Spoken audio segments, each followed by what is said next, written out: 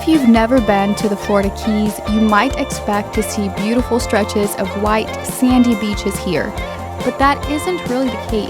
That is due to the Florida Reef that runs along the Keys just a few miles out in the Atlantic. The reef shelters the Keys and stops the big waves from hitting the shoreline, which is what normally would form long stretches of sandy beaches. But if you are going to the Keys, I'll let you know of all the beaches they do have, and I will star the best ones for you. Starting from Key Largo and going south to Key West, you're going to hit John Pennekamp Coral Reef State Park first in Key Largo. They have two small beach areas, Cannon Beach and Far Beach, that are honestly not the best. I wouldn't go there for the beaches, but I wanted to let you know of them. You come to John Pennekamp to do diving and snorkeling excursions out to the reef, which you definitely should do because it's beautiful out there. Admission is $8 per vehicle.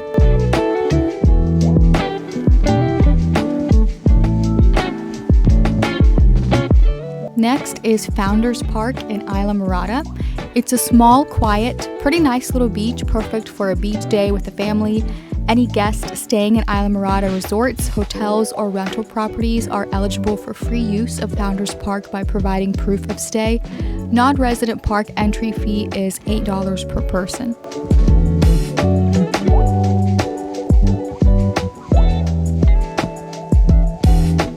Ann's Beach is a natural sandy beach that's free.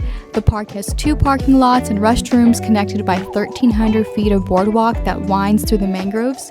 There are 6 pavilions with picnic tables. Great spot for picnic in the Florida Keys. The water is very shallow. You can walk out pretty far and still be up to your knees. Dogs are permitted but must be leashed. Nice stop to stretch your legs if you're driving down the overseas highway.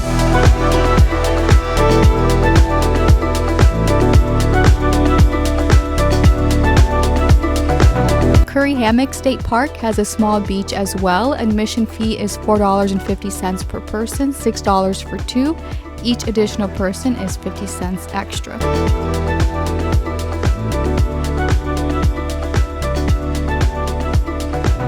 Sombrero Beach Park in Marathon is one of the nicest beaches in the Keys. Very well maintained, small beach. It has restrooms and a playground. It is paid parking, $5 for each hour of the first 2 hours and $2 per hour after that.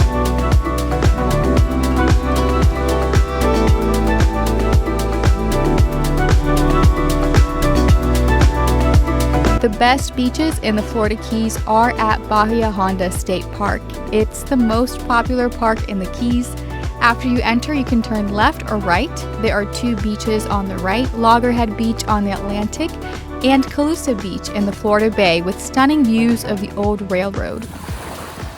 If you turn left after entering, you come to Smathers Beach. This is the longest stretch of beach in the Keys, reminiscent of mainland Florida beaches.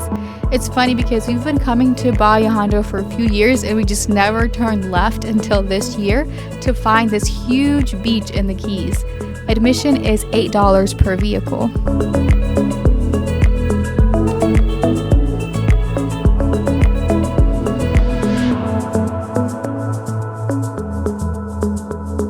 Right past Bahia Honda after the bridge is Horseshoe Beach, which is free. It's not really a beach since there is no sand.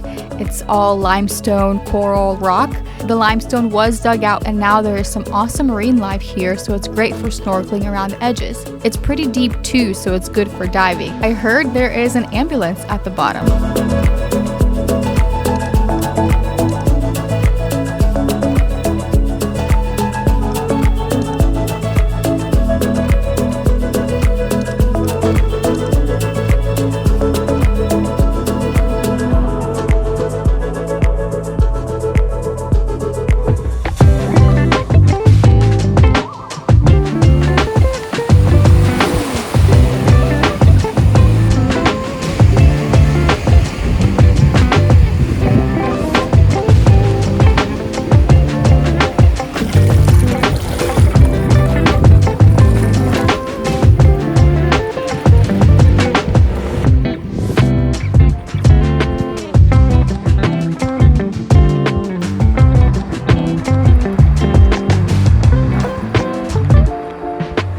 Right before you reach Key West, there is Geiger Key Beach. Not maintained, it's free, cool place to explore. Sometimes the jets take off right above you, which is fun.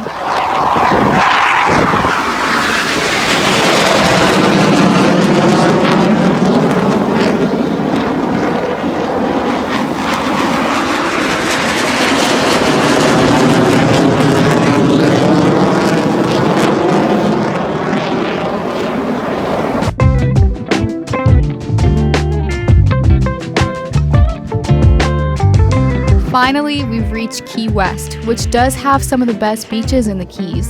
The three main beaches on Key West are Smathers Beach, Higgs Beach, and Fort Zachary Taylor State Park. Smathers Beach is by the airport on the south side of the island. It is typically maintained during peak season months. Sometimes when the weather is bad, they don't bother raking the seaweed. This beach generally has more calm waves and you can wade out pretty far. I do like this beach because of all the palm trees.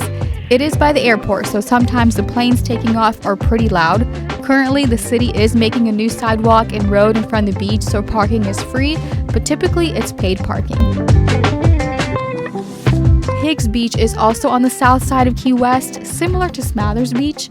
You can find some free parking down the street. Here you'll find the restaurant Salute on the beach, which does also serve the famous Blue Heaven key lime pie.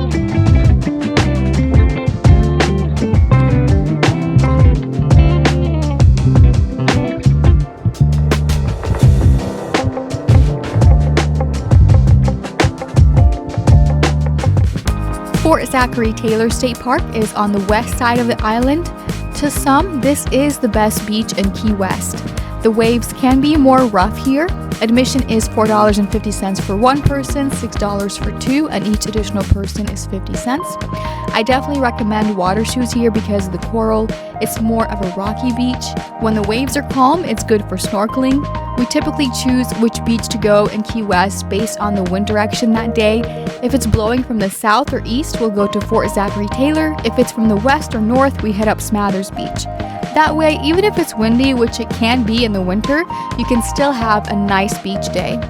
There are a few small beaches at the end of streets in Key West, like Dog Beach and Simonton Street Beach, that I should let you know about. By the way, if you are going to be visiting lots of Florida state parks, they do sell annual state park passes, so you might want to look into that. It might save you some cash. And of course, there are numerous sandbars that you can visit by boat.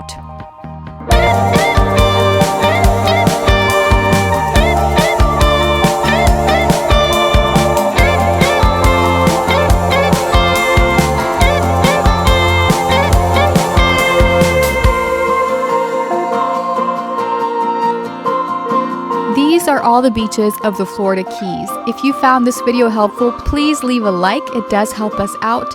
We have lots of videos from the Florida Keys to check out next. Everything from travel guides to the best key lime pie in Key West to the best happy hour meals. If you have any questions about your trip to the Keys, leave them in the comments. We've spent some time here, so hopefully we'll be able to answer. And definitely subscribe. We'd love to have you. Thanks for watching, and we'll see you in the next video.